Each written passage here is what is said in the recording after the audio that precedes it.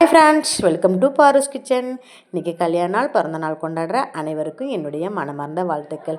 இந்த வீடியோவில் நம்ம என்ன பார்க்க போகிறோன்னா, கிச்சனை எப்போவுமே க்ளீனாக சுத்தமாக எப்படி வைக்கலாங்கிறத நம்ம பார்க்கலாம். முதல் நம்ம கிச்சனை சுத்தமாக இருக்கணும்னா, தேவையில்லாத பொருளெல்லாம் எடுத்து நம்ம ஓரம் கட்டிடணும்.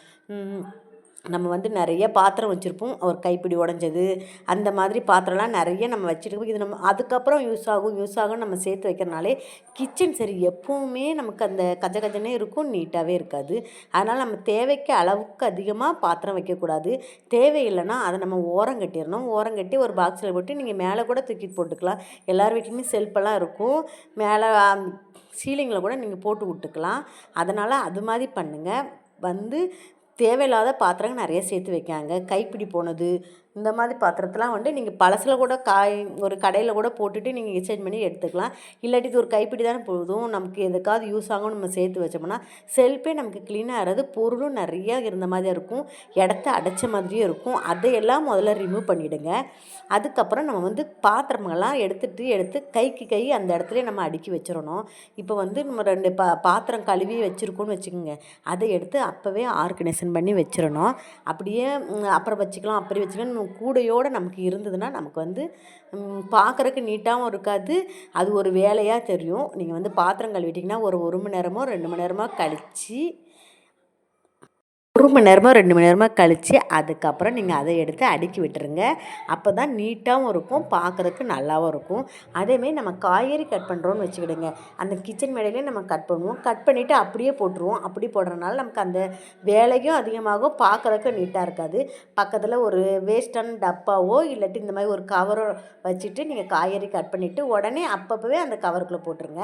இல்லாட்டி இன்னொரு ஐடியா கூட செய்யலாம். நம்ம பேப்பர் ஏதாச்சும் இருந்ததுன்னா நம்ம அதில் மேலே போட்டு காய்கறி கட் பண்ணோன்னா அப்படியே அந்த பேப்பரை எடுத்து சுருட்டி குப்பை கூடையில் போட்டுடலாம். இன்னும் ஈஸியாக இருக்கும், அந்த இடமும் க்ளீனாக இருக்கும், உங்களுக்கு குப்பையும் சேர்ந்து இருந்த மாதிரி தெரியாது. இந்த டிப்பை நீங்கள் ஃபாலோ பண்ணி பாருங்கள். வேஸ்ட்டு டப்பா வைக்கலாம், இல்லாட்டி இந்த மாதிரி கவர் வைக்கலாம், இல்லாட்டி வேஸ்ட்டு பேப்பர் கூட வைக்கலாம். அதுக்கப்புறமா பாத்திரமும் சரி நம்ம கைக்கு கழுவி வச்சிடணும். எப்போவுமே நிறைய பாத்திரம் சேர்ந்துக்கிட்டே இருந்தால் நமக்கு இவ்வளோ பாத்திரம் சேர்ந்துருச்சா அப்படின்னு சொல்லி கழுவுறதுக்கு ரொம்ப சோம்பேறித்தனமாக இருக்கும். அதனால் இப்போது நமக்கு ஒரு சாப்பாடு தான் வடிக்கிறோம், சாப்பாடு வடிக்க ஒரு 10 நிமிஷம் ஆகுதுன்னு வச்சுருங்க. அந்த டைமில் ஒரு 2 பாத்திரம் சேர்ந்ததுன்னா அப்படியே அந்த சிங்கில் நின்று அப்படியே கடன்னு கழுவிடுங்க. அப்போ உங்களுக்கு ரொம்ப ஈஸியாக இருக்கும். அதுமாரி நமக்கு ஏதாவது காய் தாளித்து விட்ருக்கோம், அது வேகிறதுக்கு கண்டிப்பாக எப்படியும் ஒரு 10 நிமிஷமாவது பிடிக்கும். அந்த டைமில் நீங்கள் ஃப்ரீயாக இருந்தீங்கன்னா டக்குன்னு அந்த 2 பாத்திரத்தை கழுவிட்டிங்கன்னா பாத்திரம் சிங்கில் நிறைய சேராது.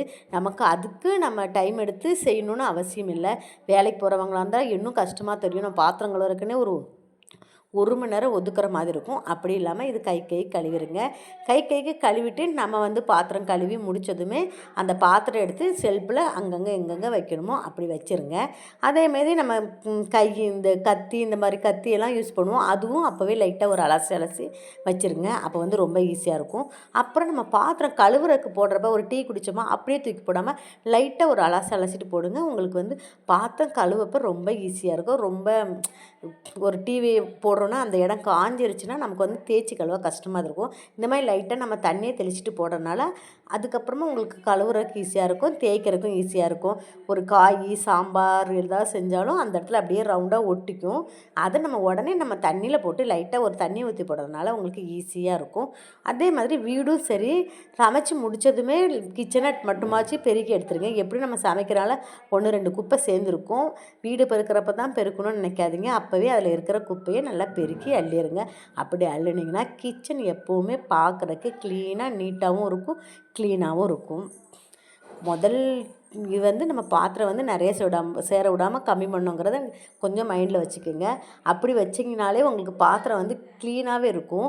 நம்ம ஒரு ஆசைப்பட்டு ஒரு பாத்திரம் வாங்கியிருப்போம், அந்த பாத்திரத்தை யூஸ் பண்ணுற கூட இடம் இல்லாமல் ஓரங்கட்டி வச்சுருப்போம். நீங்கள் பழைய பாத்திரம் யூஸ் பண்ணது இருந்தால் அதை ஓரங்கட்டிட்டு இதை எடுத்து நீங்கள் யூஸ் பண்ண ஆரம்பிச்சிக்கலாம். நல்லா சூப்பராகவும் இருக்கும். இந்த ஐடியா கண்டிப்பாக எல்லாேருக்கும் யூஸ்ஃபுல்லாக இருக்கும்னு நினைக்கிறேன். நான் கூட முதல்லலாம் நிறைய பாத்திரம்லாம் சேர்த்து வச்சுட்டே இருந்தேன். இப்போல்லாம் அப்படிலாம் கொஞ்சம் கழிச்சு விட்டுருக்கேன். அது மாதிரி நீங்களாம் ட்ரை பண்ணுங்கள். கண்டிப்பாக இந்த டிப் கண்டிப்பாக எல்லாேருக்கும் யூஸ்ஃபுல்லாக இருக்கும்னு நினைக்கிறேன். கண்டிப்பாக நான் சொன்ன டிப்பெல்லாம் உங்களுக்கு ரொம்ப யூஸ்ஃபுல்லாக இருந்திருக்கும். சின்ன வீடியோ தான். என்னோடய வீடியோவை இது வரைக்கும் பொறுமையாக பார்த்ததுக்கு மிகவும் நன்றி. என்னோடய வீடியோவை சப்ஸ்கிரைப் பண்ணாதவங்க என்னோடய சேனலை சப்ஸ்கிரைப் பண்ணிக்கோங்க. என்னோடய சேனலுக்கு இதுவரைக்கும் நீங்கள் கொடுத்த ஆதரவுக்கு மிகவும் நன்றி. வீடியோவை எப்போவுமே ஸ்கிப் பண்ணாமல் பாருங்கள். ஏன்னா வந்து வீடியோக்குள்ளே நடுவில் 2, 3 விஷயம் உங்களுக்கு தேவைப்பட்ட விஷயம் இருக்கலாம். அது வந்து நீங்கள் ஸ்கிப் பண்ணுறனால உங்களுக்கு அது மிஸ் ஆகிடும். அதனால் அதை நீங்கள் ட்ரை பண்ணுங்கள். அப்புறம் வந்து நம்ம அடுப்பை வந்து எப்போவுமே சமைச்சு முடித்ததும் லைட்டாக தண்ணி தெளித்து அந்த கிச்சன் மேடையும் அடுப்பையும் தொடச்சி முடிச்சிருங்க. அப்படி தொடச்சிங்கனாலே உங்களுக்கு வந்து கிச்சனை பார்க்க க்ளீனாகவே இருக்கும். நம்ம டக்குன்னு ஒரு சாயங்காலமாக ஒரு ஏதோ ஒன்று டீ ஸ்நாக்ஸ் ஏதாவது செய்கிறோன்னு வச்சுக்கோங்க, எப்படினாலும் நம்ம லைட்டாக அங்கிட்டு இங்கிட்டு தெரிச்சிருக்கோம். நீங்கள் அப்போ கண்டிப்பாக லைட்டாக தண்ணியை தெளித்து தெரிச்சு விடுங்க. அப்போனா உங்களுக்கு வந்து க்ளீனாகவே இருக்கும் கிச்சனு. அப்புறம் நம்ம வாரத்துக்கு ஒரு நாள் டீப் க்ளீன் பண்ணிக்கலாம், அது வேறு விஷயம். இப்போ வந்து நீங்கள் லைட்டாக தண்ணியை தெளித்து தொடச்சி விட்டிங்கன்னா கிச்சன் எப்போவுமே க்ளீனாகவும் நீட்டாகவும் இருக்கும். கண்டிப்பாக நான் சொன்ன விஷயங்கள் உங்களுக்கு ரொம்ப யூஸ்ஃபுல்லாக இருந்திருக்குன்னு நினைக்கிறேன். வீடியோ பிடிச்சிருந்தா ஒரு லைக் பண்ணுங்கள், கமெண்ட் பண்ணுங்கள், ஷேர் பண்ணுங்கள். பாய், see you.